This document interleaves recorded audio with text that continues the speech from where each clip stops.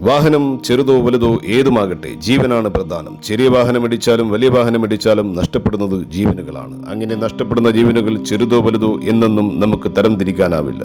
നഷ്ടപ്പെടുന്നത് ഏത് ജീവനായാലും അത് വലുതു തന്നെയാണ്. എന്തിനാണ് ഈ മരണപ്പാച്ചിൽ എന്ന് വലിയ വാഹനങ്ങളോട് ചോദിക്കുന്നത് പോലെ തന്നെ ചെറിയ വാഹനങ്ങളും മനസ്സിലാക്കണം. നമ്മുടെ കേരളത്തിലൊരു വ്യവസ്ഥയുണ്ട്. വായ മുള്ളിന്മേൽ വീണാലും മുള്ള് വായന്മേൽ വീണാലും വാഴയ്ക്ക് തന്നെയാണ് കുഴപ്പമെന്നുള്ള ഒരു സമ്പ്രദായം നിലനിൽക്കുന്ന കാലത്തോളം കേരളത്തിലെ റോഡ് അപകടങ്ങളിൽ നീതി നിർവഹണം നടത്തുവാൻ സാധിക്കില്ല.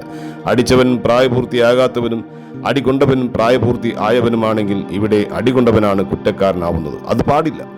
അങ്ങനെ ഒരു സമ്പ്രദായം ഉള്ള കാലത്തോളം പ്രായപൂർത്തിയാകാത്തവന്റെ ജീവനും അതുപോലെ മറ്റുള്ളവരുടെ ജീവനും അവർ യാതൊരു വിലയും കൽപ്പിക്കില്ല.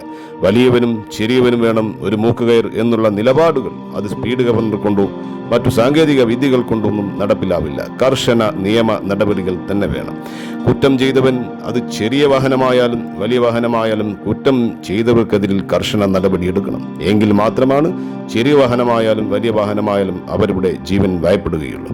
അല്ലാതെ നീതി നിർവഹണങ്ങളിൽ ഇരട്ടത്താപ്പുകൾ നടപ്പിലാക്കുന്ന കാലത്തോളം ജീവനുകൾക്ക് യാതൊരു വിലയും ഉണ്ടാവുകയില്ല. കേരള മോട്ടോർ വാഹന നിയമങ്ങളിൽ എല്ലാ വാഹനങ്ങളിലും ക്യാമറ നിർബന്ധമാക്കിയിട്ടുണ്ടല്ലോ. റോഡ് ഗതാഗതം, മോട്ടോർ വാഹന വകുപ്പ്, സംസ്ഥാന ജലഗതാഗത വകുപ്പ്, KSRTC ഇതിൻ്റെയൊക്കെ ചുമതല വഹിക്കുന്ന നമ്മുടെ ബഹുമാനപ്പെട്ട മന്ത്രി നമ്മുടെ KV ഗണേഷ് കുമാർ എന്തുകൊണ്ട് ക്യാമറ പരിശോധിച്ച് കുറ്റക്കാരെ കണ്ടെത്താൻ നിർദ്ദേശം കൊടുക്കുന്നില്ല? എന്തിനാണ് പിന്നെ ക്യാമറ നിർബന്ധമാക്കിയത്?